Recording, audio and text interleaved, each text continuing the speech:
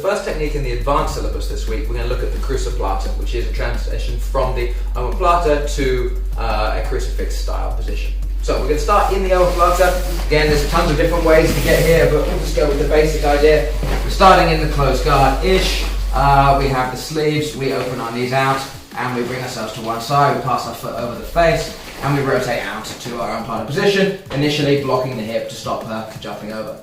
Okay, what we want to do here is we want to end up behind her, but with our chest on her back. This is obviously difficult right now because her legs are kind of in the way. Again, if she does just sit herself through from it, we can make that happen. We can just grab around and make this all go. But most people aren't just going to do that. It's not something you do unless every other option has failed.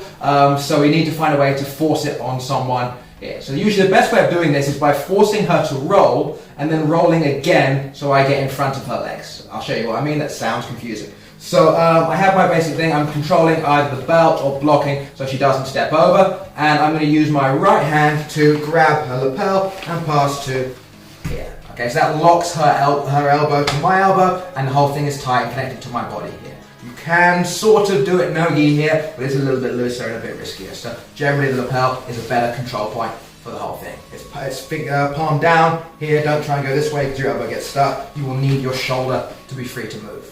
Okay, so we're going to scooch back a little bit because this is going to take some movement. So, okay, so we're going to grab this, and I'm going to grab this to this side here. So what I want to do is to force her to roll. Obviously, if I don't pin her shoulder to the ground, she'll always be able to roll. I can't finish the submission, but I can force her to react to me. Best way to do this here is, again, after we've locked this down, I'm just going to sit up and rotate, so my hip begins to go through her wrist, and she is forced to roll.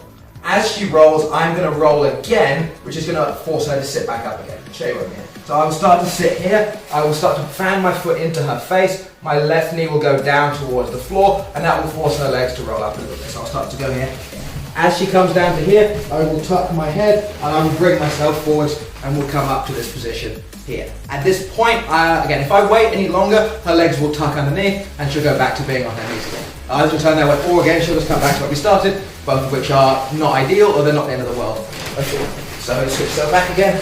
So if she does sit through, if we force her and we get to this point. Now, she won't stay here unless we get ourselves to control of either her upper body or her lower body. So we start with the upper body here. So I'm going to take my left hand, I'm going to try to get the back of her collar usually, which will pull away, and then my left hand will go looking for the underneath of her arm here.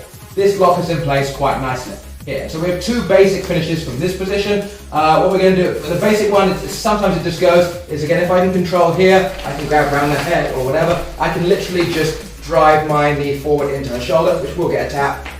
Sometimes from that, sometimes you'll go underneath here. There are versions where you literally just grab onto the person's head with an S grip or a gable grip. It's not very nice, but it is where you will see on occasion at quite high level. But yeah, if we are just staying with it, we can go to this side, hold here, and then drive this forwards. If we're going to turn it into a choke from here, which is probably the most common finish at high level, I'm going to again take this lapel and I'm going to pass it to the other hand here. Okay, different levels of bendiness and leg length will make this harder or not, but that is the aim. I want to get this set in here. Once I have this set, my left hand will come out, we'll go behind her head, and I'm just going to drive away here. Okay. There's a bunch of different versions of different grips you can use. You can go Ezekiel or whatever, but the standard one we're looking for is either just a straight shoulder finish by grabbing and driving forwards here, which is fairly strong but not going to go on a very flexible person. People who are more flexible, you're going to need to choke. So I have my control. This part is under. I'll pass the other hand. Get a decent grip here. Usually you want to let go of the underhook now, and I would just go directly on the head and chop. That will get you your choke finish from the crucifix omoplata or cruciplata position.